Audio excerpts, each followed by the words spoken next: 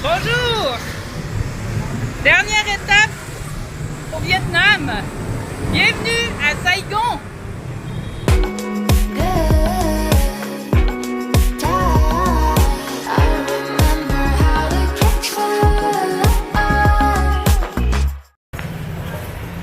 Pourquoi je l'appelle pas Ho Chi Minh? Parce que les gens d'ici, malgré la réunification de près de 50 ans, l'appellent encore Saigon. Ce que j'aime ici, là, c'est full de restaurants vegan au Vietnam. C'est vraiment nice pour ça, là. Il y en a beaucoup, franchement, là. Je pensais que j'étais gâtée à Taïwan, mais c'est encore mieux ici. Là, je m'en vais manger, j'ai vraiment faim.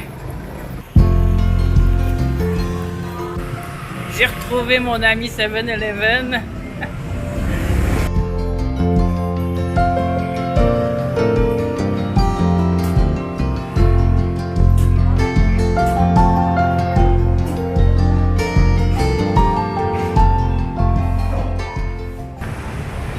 Ma soupe était correcte, mais sans plus. Mais le kombucha était excellent. C'était un kombucha maison. Puis là, ça m'a donné le goût de recommencer à en faire. Ça fait du bien enlever la doudoune. Pas de veste. Il fait comme 30-32 degrés. On est vraiment bien. Il n'y a pas de soleil, mais il y a quelques percées de ciel bleu. Un petit vent. C'est confort.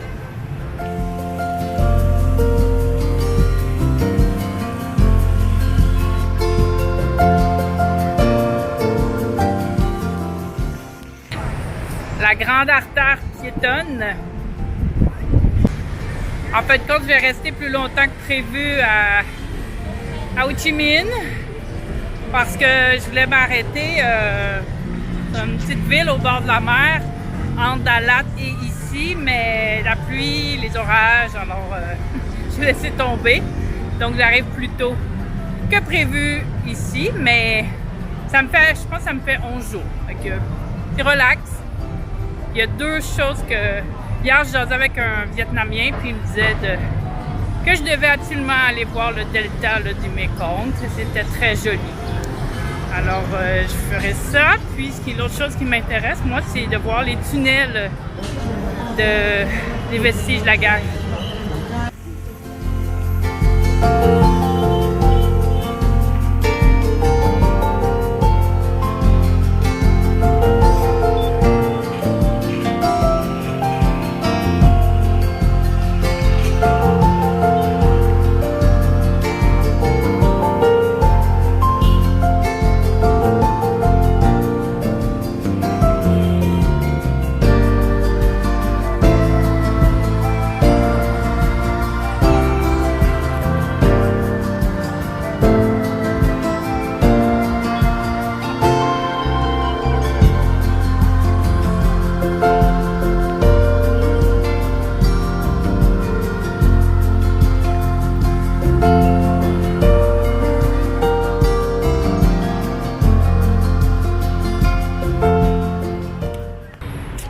J'ai fait un détour, un petit pont tranquille parce que l'autre en arrière de moi, j'ai jamais été capable de traverser la rue.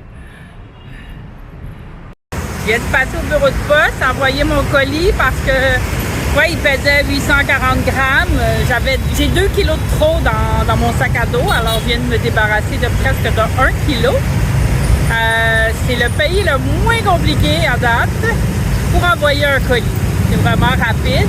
C'est pas cher, 3 semaines avant qu'il arrive, c'est comme 43 $. Alors ça vaut la peine, c'est moins cher que mon surplus de bagages. Puis je me débarrasse du stock dans mon sac.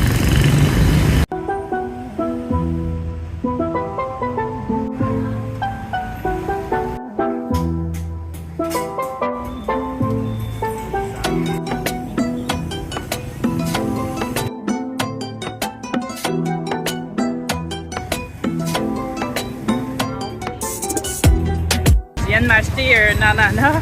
Elles sont bonnes. Elles sont déjà toutes parées, puis ça même pas 1,50 $. Elles sont vraiment bonnes en plus.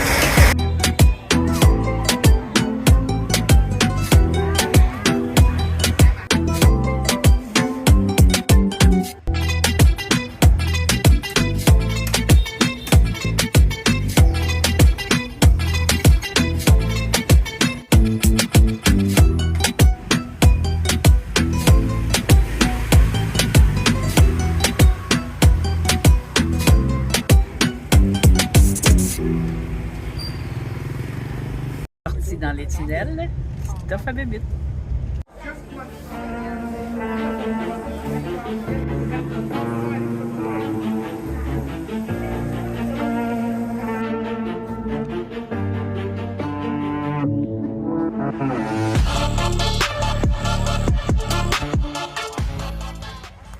Quand la guide explique tous les aléas de la guerre, quand elle parle de l'ennemi, j'ai de la misère à savoir quel côté qu'elle se situe, parce qu'on n'a peut-être pas le même ennemi dans cette histoire-là.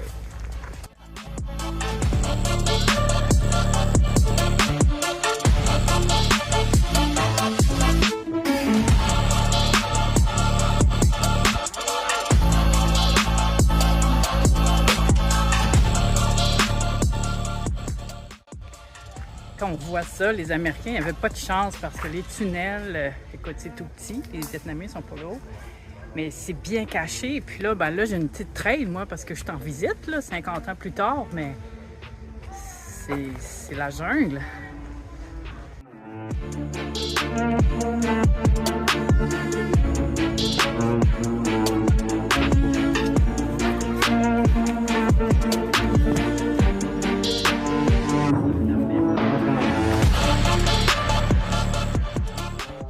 C'est humide.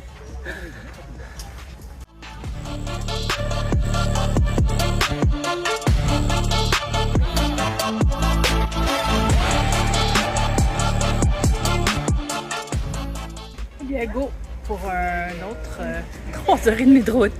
On retourne à Ho Chi Minh. Hier, j'ai vu un aveugle traverser la rue.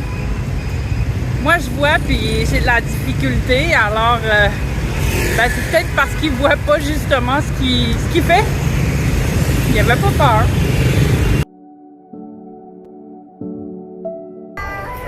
Pour continuer ma visite d'hier, je suis au musée de mémoire de la guerre du Vietnam.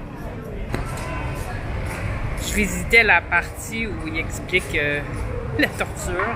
C'est franchement dégueulasse. Et c'est comme pas croyable comment l'être humain peut être méchant. Je comprends même pas comment Ho Chi Minh peut être un héros aussi, d'avoir cautionné ça, malgré qu'il y en a qui trouvent que Staline c'est un héros, ou ben même Napoléon, etc. Alors, c'est comme... Je sais pas d'autres mots. C'est ton propre peuple. Ben, c'est pas mieux quand c'est pour les autres, là, mais c'est quand même son propre peuple qui a magané comme ça.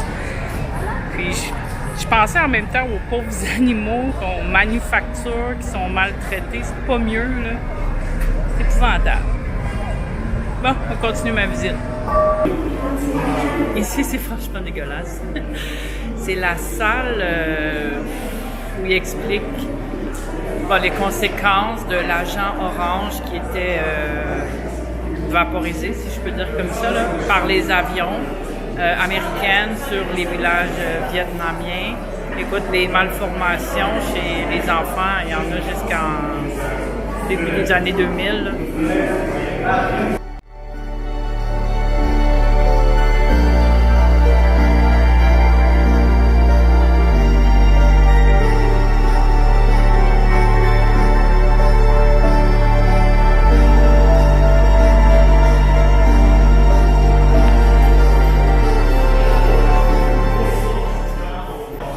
La dernière salle, c'est une magnifique exposition photo de photographes de guerre. C'est vraiment des belles photos.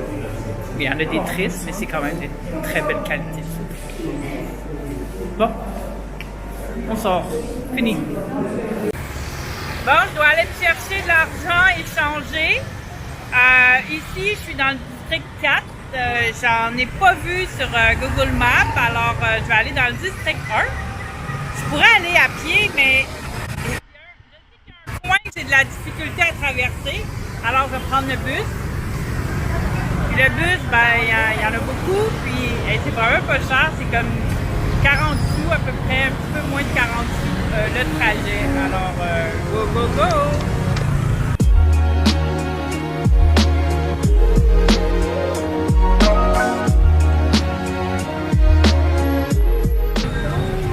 Hier, on a eu une grosse orage en fin de journée.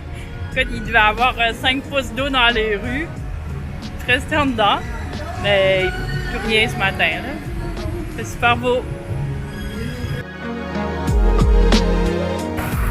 Je suis à côté du marché central, alors je vais aller faire un tour, mais je regardais les petits restos de boui-boui, les fruits.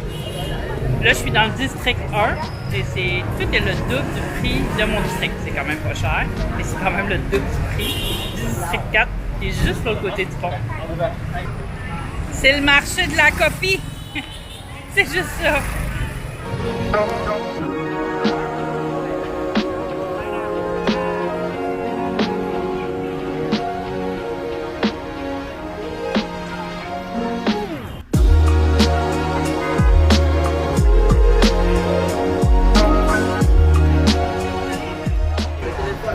Le plus vieux, le plus beau bureau de poste du Vietnam. On va aller voir ça.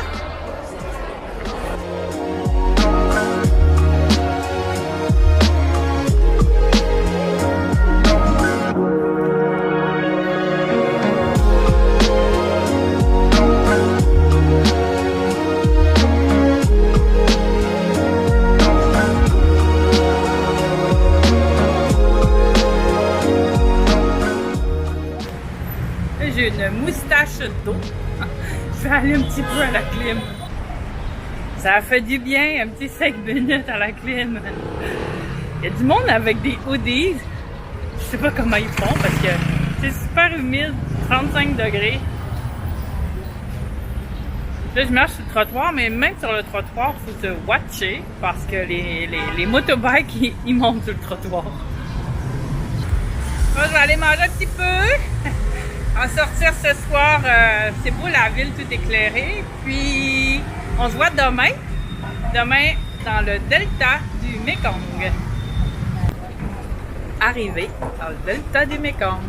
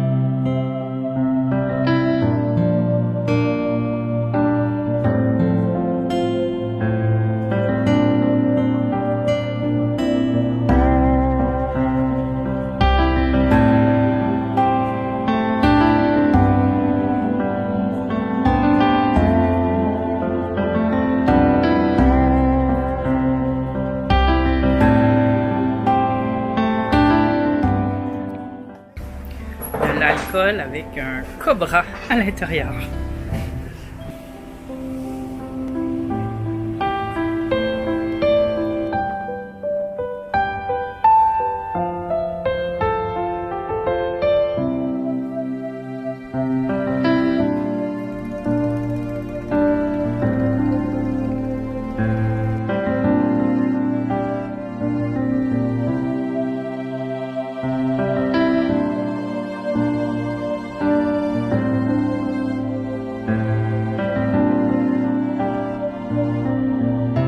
Un petit tour de vélo.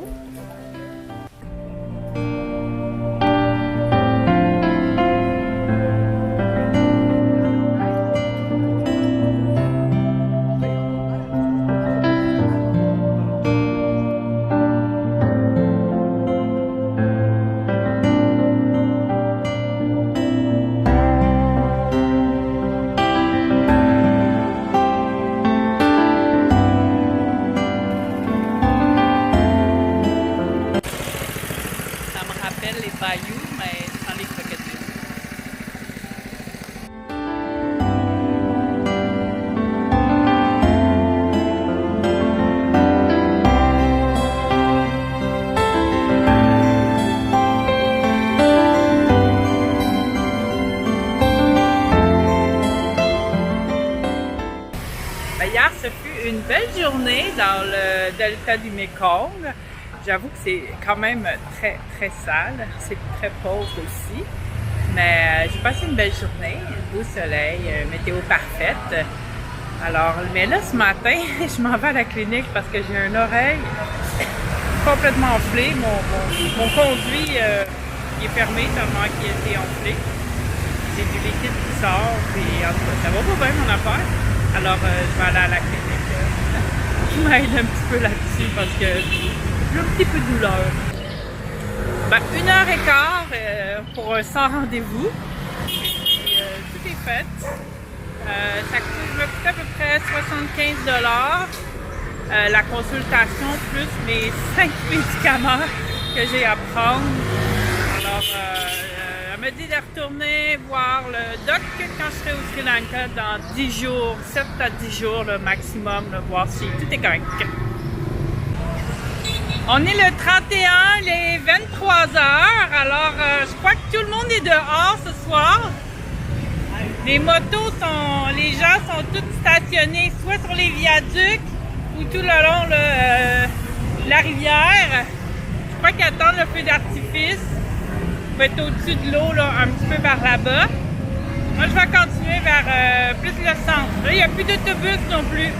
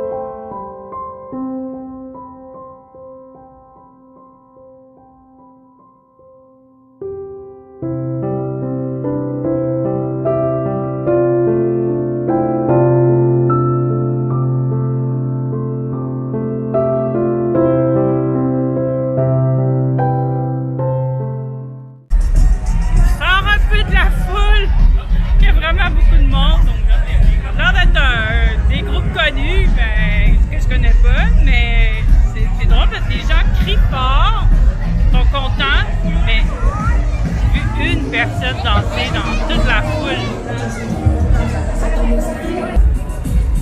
Il y a des écrans géants partout, sur plus d'une rue, parce qu'il y a vraiment beaucoup de monde, mais comme je vous montre,